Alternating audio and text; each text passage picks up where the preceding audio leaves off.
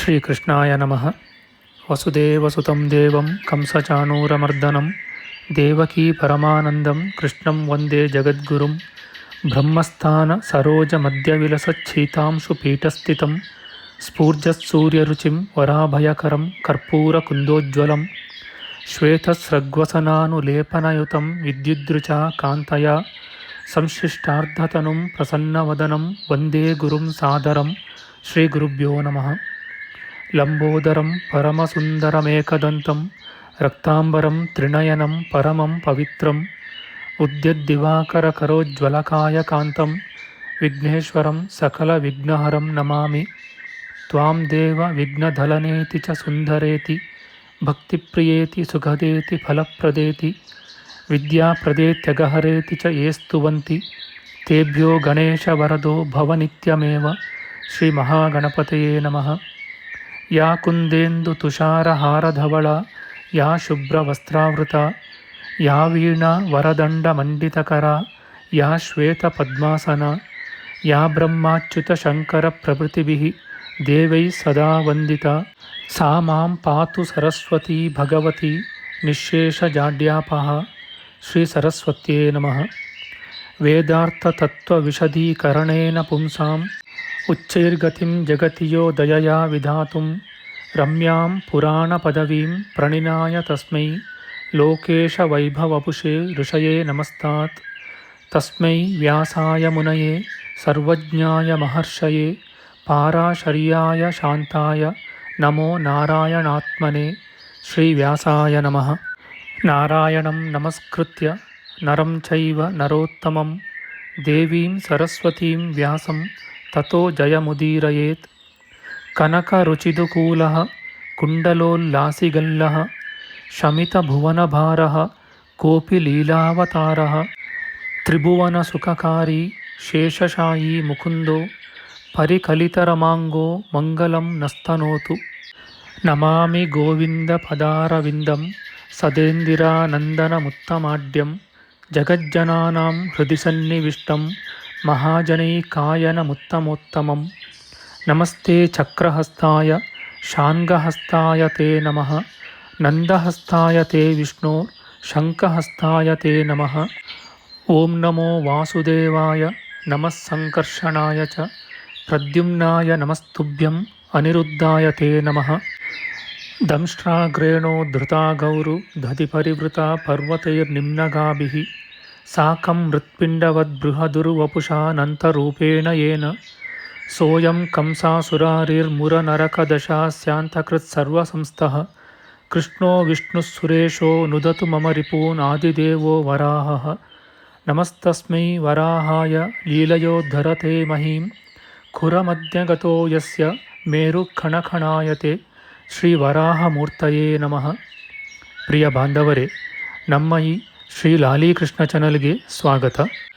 ಇಂದಿನ ವಿಡಿಯೋದಲ್ಲಿ ನಾವು ಶ್ರೀ ವರಾಹ ಪುರಾಣದ ಪ್ರಸ್ತಾವನಾ ಪೀಠಿಕೆಯ ವಿಚಾರ ಮಾಡೋಣ.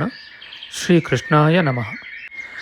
ಶ್ರೀ ವ್ಯಾಸ ಮಹರ್ಷಿ ಪ್ರಣೀತಗಳೆನಿಸಿಕೊಂಡಿರುವ ಅನೇಕ ಪುರಾಣಗಳ ಮತ್ತು ಮಹಾಭಾರತದ ಆದಿಯಲ್ಲಿ ನಾರಾಯಣಂ ನಮಸ್ಕೃತ್ಯ ನರಂ ಚೈವ ನರೋತ್ತಮಂ ದೇವೀಂ ಸರಸ್ವತೀಂ ವ್ಯಾಸಂ ತತೋ ಜಯಮುದೀರಯೇತ್ ಎಂಬ ಮಂಗಳ ಶ್ಲೋಕವಿದೆ.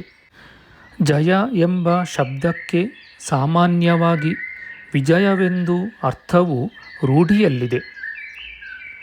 ಆದರೆ ಇಲ್ಲಿ ಮಂಗಳ ಶ್ಲೋಕದಲ್ಲಿರುವ ಜಯ ಶಬ್ದಕ್ಕೆ ಧರ್ಮಾರ್ಥ ಕಾಮ ಮೋಕ್ಷಗಳೆಂಬ ಚತುರ್ವಿಧ ಪುರುಷಾರ್ಥ ಸಾಧನವೆಂದು, ಪುರುಷಾರ್ಥ ಸಾಧನಗಳಾದ ಅಷ್ಟಾದಶ ಪುರಾಣ ಮತ್ತು ರಾಮಾಯಣ ಮಹಾಭಾರತಗಳೆಂದು ಅರ್ಥ.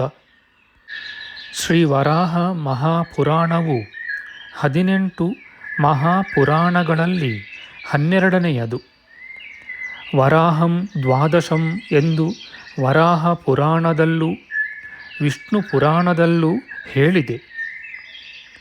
ಒಟ್ಟು 218 ಅಧ್ಯಾಯಗಳನ್ನು ಒಳಗೊಂಡ ಈ ಸಾತ್ವಿಕ ಮಹಾಪುರಾಣವು ಸರ್ವಪಾತಕ ನಾಶಕವೂ ಸುಪುತ್ರಾದಿ ಸರ್ವೇಷ್ಟಾರ್ಥಪ್ರದವೂ ಪರದಲ್ಲಿ ಮುಕ್ತಿದಾಯಕವೂ ಆದುದೆಂದು ಪುರಾಣಾನಾಂ ಹಿ ಸರ್ವೇಷಾಂ ವಾರಾಹಂ ಘೃತಸಂಹಿತಂ ಪುರಾಣಗಳೆಂಬ ದಿವ್ಯ ಗೋರಸಗಳಲ್ಲಿ ವರಾಹ ಪುರಾಣವು ತುಪ್ಪವಾಗಿದೆ ಎಂದು ಶ್ರೀ ವರಾಹ ಮೂರ್ತಿಯಿಂದಲೇ ಉಕ್ತವಾಗಿದೆ.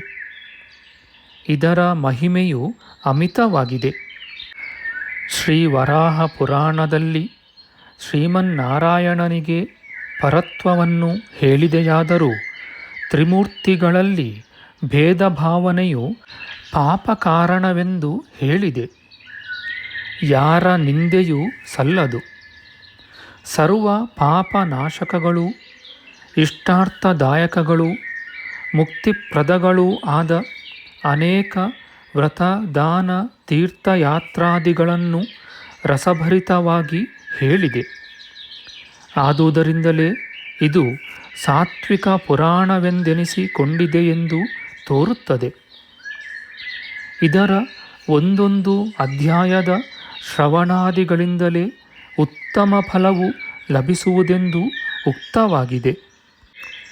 ಶ್ರೀ ವರಾಹ ಪುರಾಣವು ಶ್ರೀಮನ್ನಾರಾಯಣನು ಶ್ರೀ ವರಾಹ ರೂಪವನ್ನು ಧರಿಸಿ ಭೂದೇವಿಯನ್ನು ಪ್ರಳಯ ಜಲಧಿಯಿಂದ ಉದ್ಧರಿಸಿದ ಬಳಿಕ ಅನೇಕ ವಿಧವಾಗಿ ತನ್ನನ್ನು ಪ್ರಶ್ನಿಸಿದ ಆ ದೇವಿಗೆ ಆ ವರಾಹದೇವನು ಹೇಳಿದ ಪ್ರಪಂಚದ ಸೃಷ್ಟಿ ಸ್ಥಿತ್ಯಾದಿಗಳ ವಿಚಾರವಾಗಿದೆ.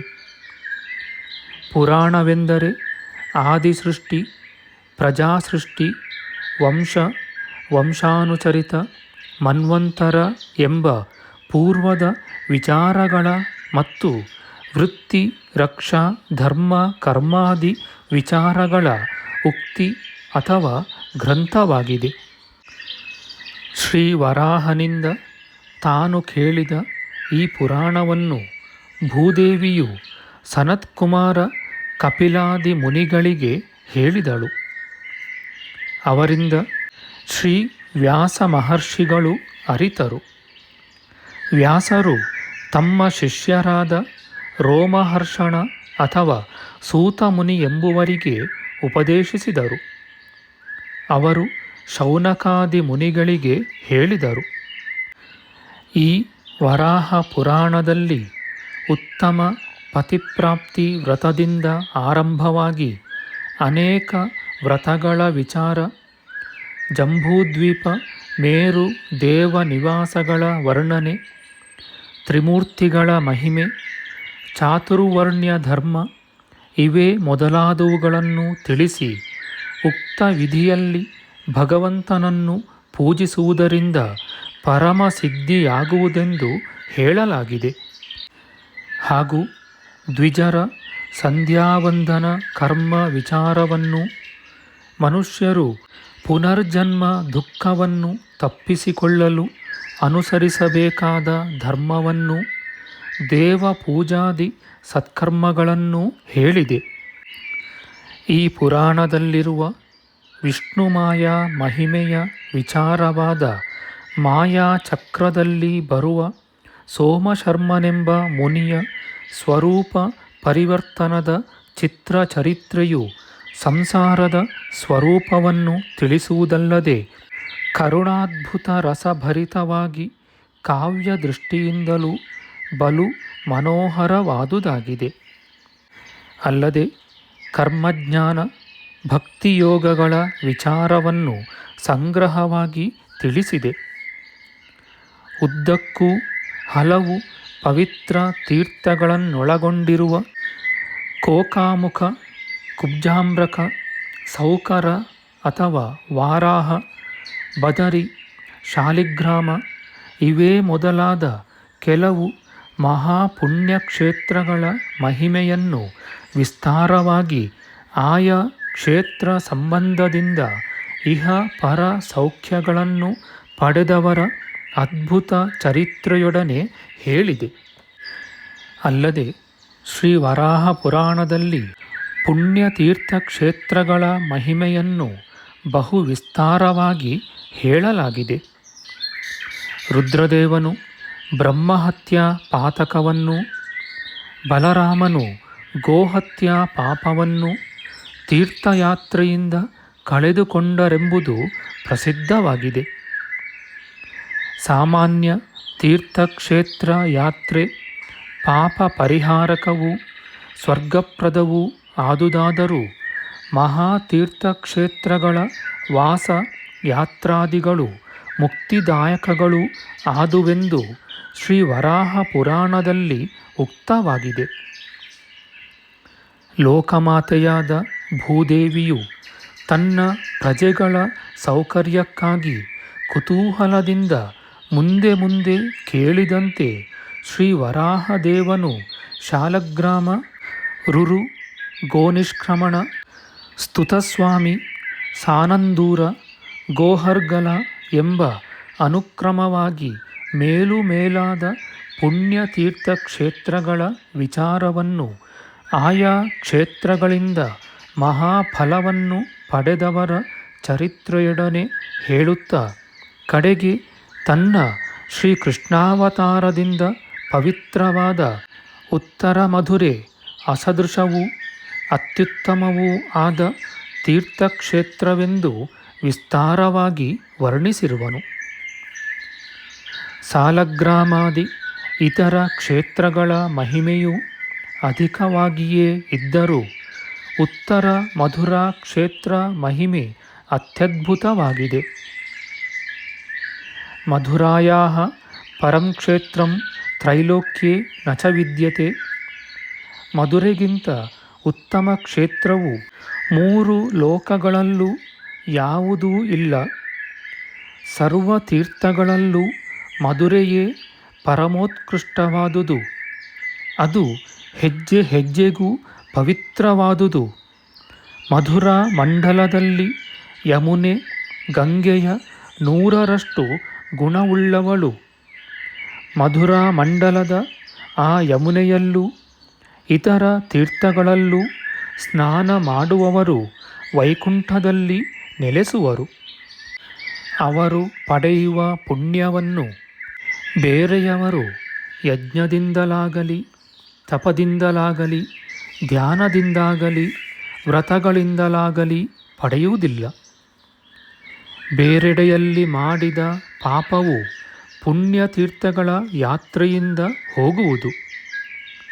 ಪುಣ್ಯತೀರ್ಥದಲ್ಲೇ ಮಾಡಿದ ಪಾಪವು ವಜ್ರಲೇಪವಾಗುವುದು. ಆದರೆ ಮಧುರೆಯಲ್ಲೇ ಮಾಡಿದ ಪಾಪವು ಅಲ್ಲೇ ನಾಶವಾಗುವುದು. ಮಧುರಾಪುರವು ಪಾಪರಹಿತವಾದುದು.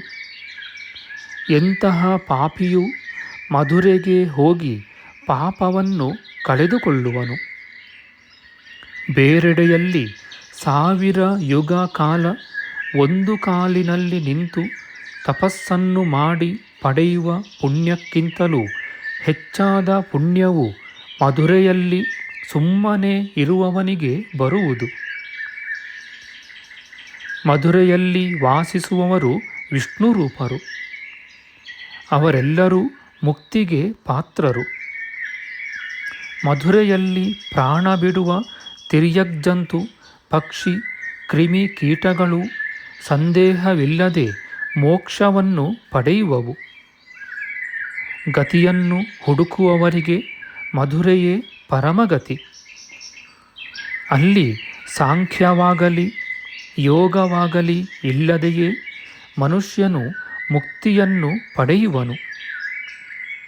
ಮಧುರೆಯ ತೀರ್ಥ ಪ್ರಭಾವವನ್ನು ಕೇಳಿದುದರಿಂದಲೇ ಪಿಶಾಚಗಳಿಗೆ ಕೂಡ ಮೋಕ್ಷವು ಲಭಿಸಿತು.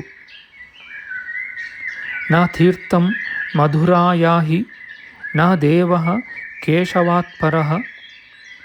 ಮಧುರೆಗಿಂತ ಉತ್ತಮ ತೀರ್ಥವಿಲ್ಲ, ಕೇಶವನಿಗಿಂತ ಶ್ರೇಷ್ಠನಾದ ದೇವನಿಲ್ಲ ಎಂದು ಹೇಳಿದೆ. ಶ್ರೀ ವರಾಹ ಮಹಾಪುರಾಣ ರತ್ನಮಾಲೆಯಲ್ಲಿ 181ನೆಯ ಅಧ್ಯಾಯದಿಂದ 218ನೆಯ ಅಧ್ಯಾಯವು ನಾಯಕಮಣಿ ಅಥವಾ ಪದಕವಾಗಿ ಮಾಲೆಯನ್ನು ಪೂರ್ಣಗೊಳಿಸಿ ಹೊಳೆಯುತ್ತಾ ಕರ್ಣಾಟ ಭೂದೇವಿಯ ಕೊರಳನ್ನು ಅಲಂಕರಿಸುವುದಾಗಿದೆ. ಇದರಲ್ಲಿ ಪರಮಾತ್ಮನ ಅರ್ಚಾವತಾರ ವಿಚಾರದಿಂದ ಆರಂಭವಾಗುವುದು. ಎಂದರೆ ದಾರು, ಶಿಲಾ, ಮೃತ್ಕಾಂಸ್ಯ, ರಜತ, ಸುವರ್ಣಾದಿಗಳಿಂದ ದೇವಮೂರ್ತಿಗಳನ್ನು ನಿರ್ಮಿಸುವ, ಪ್ರತಿಷ್ಠೆ ಮಾಡುವ ಮತ್ತು ಪೂಜಿಸುವ ವಿಧಾನವು ಮೊದಲು ಉಕ್ತವಾಗಿದೆ. ಬಳಿಕ ಸ್ವರ್ಗಾದಿ ಲೋಕಗಳ ಮತ್ತು ದೇವ ಮನುಷ್ಯಾದಿಗಳ ಸೃಷ್ಟಿ ವಿಚಾರವಿದೆ. ಅನಂತರ ನಚಿಕೇತ ಮುನಿಯ ಉಪಾಖ್ಯಾನದ ಮೂಲಕ ಯಮಲೋಕ, ಪಾಪ ಪುಣ್ಯಗಳು, ಪತಿವ್ರತಾ ಮಹಿಮೆ, ಪಾಪ ಪರಿಹಾರಕವೂ ಸುಕೃತಪ್ರದವೂ ಆದ ಗೋಸೇವೆ, ಸೂರ್ಯ ನಮಸ್ಕಾರ, ಏಕಾದಶಿ, ದ್ವಾದಶ್ಯಾದಿ ವ್ರತಗಳು ಇವುಗಳ ವಿಚಾರವು ಮನೋಹರವಾಗಿ ವಿಶದವಾಗಿದೆ. ಆಮೇಲೆ ಗೋಕರ್ಣೇಶ್ವರ ಮಹಿಮೆಯಿಂದ ಚಿತ್ರಿತವಾಗಿ ಫಲಶ್ರುತಿಯಿಂದ ಪುರಾಣವು ಪರಿಪೂರ್ಣವಾಗುವುದು. ಮಕ್ಕಳ ವಿಷಯದಲ್ಲಿ ತಾಯಿ ತಂದೆಗಳಿಬ್ಬರೂ ವಾತ್ಸಲ್ಯವಿರುವುದಾದರೂ ತಂದೆಯು ಮಕ್ಕಳ ತಪ್ಪುಗಳಿಗಾಗಿ ಕೋಪಿಸಿ ಅವರನ್ನು ದಂಡಿಸಲು ಯತ್ನಿಸಬಹುದು. ಆದರೂ ತಾಯಿಯಾದರೆ ಆ ತಪ್ಪುಗಳನ್ನು ಮನ್ನಿಸಿ ದಂಡಿಸದೆ ಮಕ್ಕಳನ್ನು ಕಾಪಾಡುವಂತೆ ಪತಿಯನ್ನು ಪ್ರಾರ್ಥಿಸಿ ಮರೆಹಾಕಿಕೊಳ್ಳುವಳು.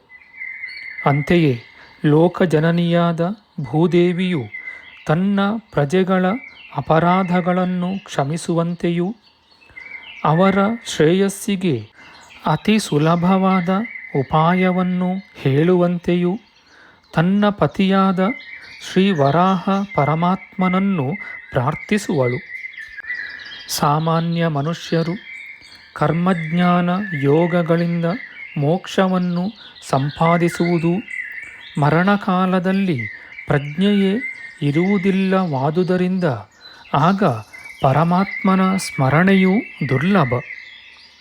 ಆದುದರಿಂದ ಮನುಷ್ಯರು ಅರೋಗರಾಗಿ ಪ್ರಜ್ಞೆ ಸರಿ ಇರುವಾಗ ಭಕ್ತಿಯಿಂದ ಪರಮಾತ್ಮನ ಸ್ಮರಣೆಯನ್ನು ಮಾಡುತ್ತಿದ್ದ ಮಾತ್ರದಲ್ಲೇ ಅವರಿಗೆ ಪರಮಗತಿಯು ಲಭಿಸುವುದು ಎಂಬ ಸರ್ವ ಸುಲಭವಾದ ವರವನ್ನು ಶ್ರೀ ವರಾಹ ದೇವನಿಂದ ಪಡೆಯುವಳು. ಇದೇ ಶ್ರೀ ವರಾಹ ಮಹಾಪುರಾಣದ ಪರಮ ಫಲವಾಗಿರುವುದು. ಆದುದರಿಂದ ಶ್ರೀ ವರಾಹ ಮಹಾಪುರಾಣವು ಮೊದಲು ಕರ್ಮಜ್ಞಾನ ಭಕ್ತಿಯೋಗಗಳನ್ನು ಹೇಳಿ ಕಡೆಗೆ ಸರ್ವಧರ್ಮಾನ್ ಪರಿತ್ಯಜ್ಯ ಮಾಮೇಕಂ ಶರಣಂ ವ್ರಜ ಅಹಂ ತ್ವಾ ಸರ್ವಪಾಪೇಭ್ಯೋ ಮೋಕ್ಷಯಿಷ್ಯಾಮಿ ಮಾ ಶುಚಃ ಎಂದು ಅಭಯವನ್ನು ಕೊಡುವ ಶ್ರೀ ಭಗವದ್ಗೀತೆಯಂತಿದೆಯೆಂದು ಹೇಳಬಹುದು. ಹೀಗಿರುವುದರಿಂದಲೇ ಶ್ರೀ ವ್ಯಾಸ ಮಹರ್ಷಿಗಳೇ ಪುರಾಣಾನಾಂ ಹಿ ಸರ್ವೇಷಾಂ ವರಾಹಂ ಘೃತಸಂಹಿತಂ ಎಂದು, ವರಾಹಂ ಪರಮಾದ್ಭುತಂ ಎಂದು ಹೇಳಿರುವರು. ನಮ್ಮ ಮುಂದಿನ ವಿಡಿಯೋದಲ್ಲಿ ನಾವು ಶ್ರೀ ವರಾಹ ಮಹಾಪುರಾಣದ ಮೊದಲನೆಯ ಅಧ್ಯಾಯವಾದ ಮಂಗಳಾಚರಣೆ, ಸೂತಮುನಿಯ ಪ್ರಸ್ತಾವನೆ, ಭೂದೇವಿಯು ಶ್ರೀ ವರಾಹನನ್ನು ಕುರಿತು ಮಾಡಿದ ಪ್ರಶ್ನೆ, ಶ್ರೀ ವರಾಹನ ಬಾಯಿಯ ಮೂಲಕ ಭೂದೇವಿಗೆ ಆದ ಸಪ್ತಲೋಕದ ದರ್ಶನ, ಭೂದೇವಿಯ ವರಾಹಸ್ತುತಿಯ ವಿಚಾರ ಮಾಡೋಣ. ಆಧ್ಯಾತ್ಮಿಕ ಚರ್ಚೆ ಮತ್ತು ವಿಚಾರ ವಿನಿಮಯಕ್ಕಾಗಿ ಶುರು ಮಾಡಿದ ಈ ಚಾನಲ್ನಲ್ಲಿ ನಾವು ಅಪ್ಲೋಡ್ ಮಾಡುವ ಎಲ್ಲ ವಿಡಿಯೋಗಳನ್ನು ಸಂಪೂರ್ಣವಾಗಿ ನೋಡಿ ನಿಮ್ಮ ಸಲಹೆಗಳನ್ನು ಕಮೆಂಟ್ ಬಾಕ್ಸ್ನಲ್ಲಿ ಬರೆಯಿರಿ. ದಯವಿಟ್ಟು ಈ ಚಾನಲ್ಗೆ ಸಬ್ಸ್ಕ್ರೈಬ್ ಮಾಡಿ ಹಾಗೂ ಬೆಲ್ ಬಟನ್ ಒತ್ತಿ ನಾವು ಹಾಕುವ ಎಲ್ಲ ವಿಡಿಯೋಗಳನ್ನು ನೋಡಿ ಪ್ರೋತ್ಸಾಹಿಸಿ. ಕೃಷ್ಣಂ ನಾರಾಯಣಂ ವಂದೇ, ಕೃಷ್ಣಂ ವಂದೇ ವ್ರಜಪ್ರಿಯಂ, ಕೃಷ್ಣಂ ದ್ವೈಪಾಯನಂ ವಂದೇ, ಕೃಷ್ಣಂ ವಂದೇ ಪೃಥಾಸುತಂ. ಶ್ರೀಕೃಷ್ಣಾಯ ನಮಃ.